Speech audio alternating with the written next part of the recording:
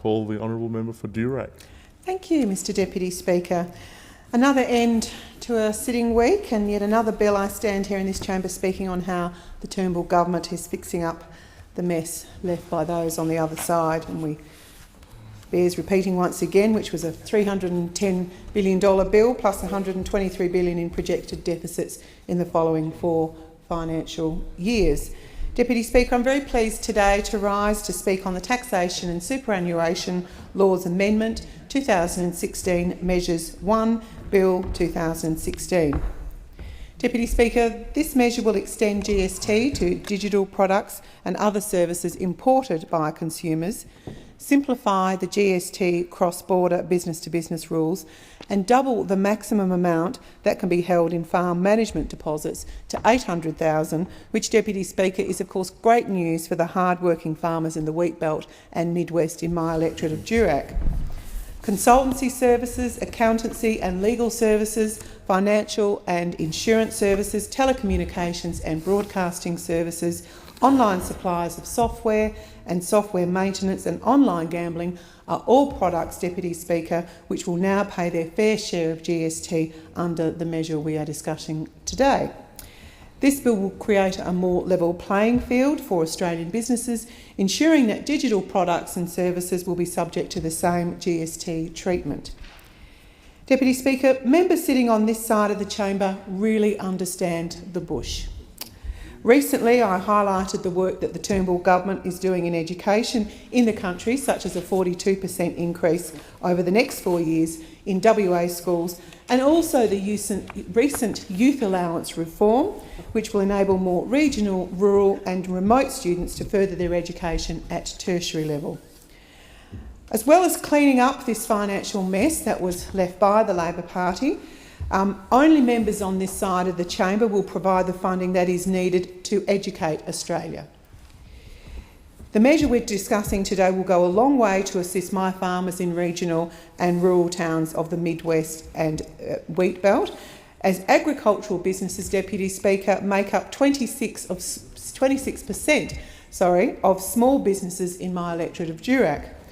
As well as doubling the farm management deposits, this measure will also allow primary producers who are experiencing severe drought conditions to withdraw an amount that has been held in a farm management deposit for less than 12 months without affecting the income tax treatment of the farm management deposit in the earlier income year.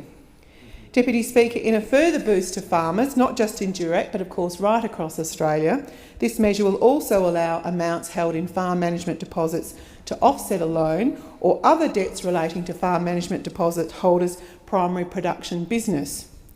Farm management deposits, as you will well know, Deputy Speaker, are a risk management tool to help primary producers deal with uneven income between years, allowing eligible primary producers to set aside pre-tax income from primary production in a special account which can be drawn upon in later years when times are tougher. And often they're much sooner than what a farmer will expect them to be, Deputy Speaker. As I've said earlier, this bill will ensure that international businesses selling goods to Australia do so without paying GST.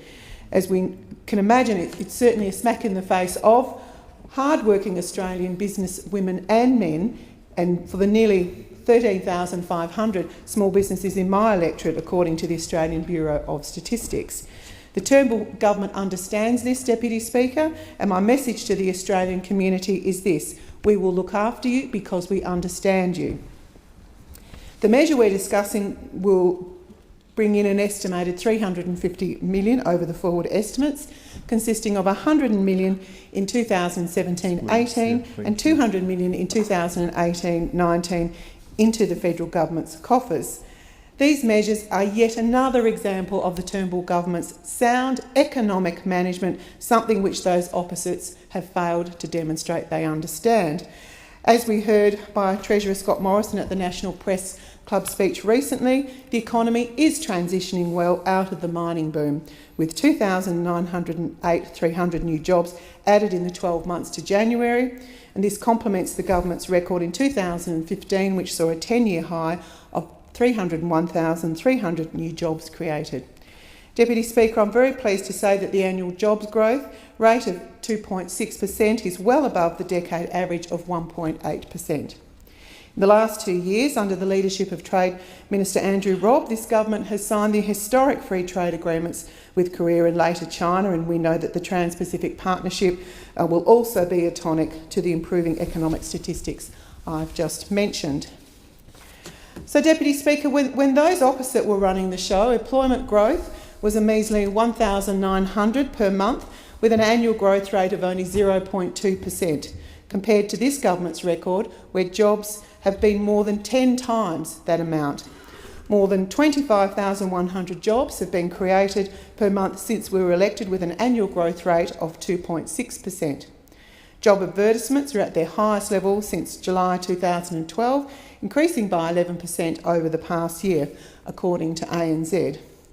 This side is truly working to identify ways we can make our tax system more job and growth friendly, while those opposite, we've heard what they've been talking about lately, and namely their fabulous negative gearing policy, which will remove around 1/3 of the demand for established property and killing the value of homes, and some of which have been in the Durack families for over hundreds of years. Well, if we think it's been poorly thought out, don't take our word for it, Deputy Speaker. I'm interested in the report that was released by BIS Shrapnel just recently, and then this is what they say about the Labor Party's negative gearing policy. They say it will raise rents by 10%. It'll push 70,000 extra households into housing rental stress, resulting 4% less new homes being built, will shrink GDP by 19 billion per year on average, or 1% of GDP, not to be sneezed at, result in 175,000 fewer jobs, increasing the unemployment rate by 0.1%, and reduce government revenue by 1.65 billion per year. Of course, we know this will no doubt decrease consumer confidence and growth, and as I've said, it's going to smash house prices. So I stand here and I say very loudly and clearly, Deputy Speaker, that I do not support any changes whatsoever to negative gearing. And the reason I say that is because of the following. In Durack, we have double the national average of negative gearers, Deputy Speaker. People in the mining industry, farmers, investors in Geraldton and Broome and in other towns. And there's many more that plan to do so. What they're doing by negative gearing, or their plan to negative gear, is that they want to create a nest egg for themselves and their families for the future. Enough about negative gearing. So despite the opposite side scare campaign on the GST, we've said very clearly that this government is not seeking to increase the GST. Treasury modelling shows that the GST, in exchange for lowering income tax, will not deliver significantly higher GDP growth. However, Deputy Speaker, our ideas will oversee the expansion of the Australian economic pie. The National Science and Innovation Agenda has been warmly welcomed in Durack. This agenda will help to create a more modern, dynamic economy, which Australia desperately needs. We have announced 24 measures involving $1.1 billion of spending to create well-paid jobs and help Australia compete globally, encouraging every business across the country to be more innovative, entrepreneurial and more prepared to take risks, Deputy Speaker. Deputy Speaker, in conclusion, only this government will create the jobs for the future, as well as ensuring hard-working Australians pay less tax as possible with our debt reduction management. The bill we're discussing today will reap in a predicted $350 million from international companies, lessening the Australian taxpayers' burden. It will also assist my farmers in the Mid West and the Wheatbelt, who need this helping hand from the government, and I commend this bill to the House.